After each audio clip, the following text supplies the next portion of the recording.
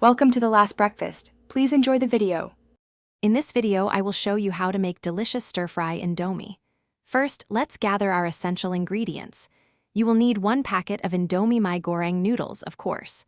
Also, prepare about 1 cup of your favorite stir-fry vegetables, like bell peppers or carrots.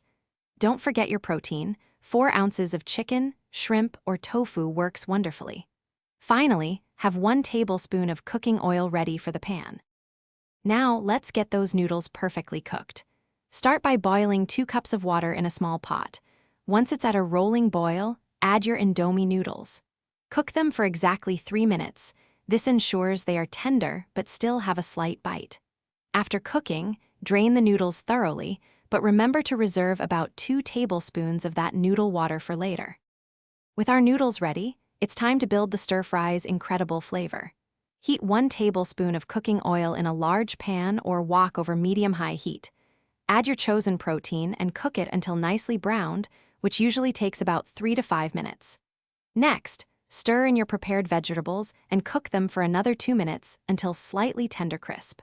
Finally, mix all the Indomie seasoning packets with the reserved noodle water. We're almost there. Now, add the drained Indomie noodles and your perfectly mixed seasoning sauce directly into the pan with the protein and vegetables. Toss everything together vigorously for about 1 minute, ensuring every strand of noodle is beautifully coated. For an extra touch, garnish your stir-fry with a fried egg or some fresh cilantro. Serve your delicious homemade stir-fry Indomie immediately and savor every bite. Thanks for watching. If this was helpful, leave a like and consider subscribing. See you next time.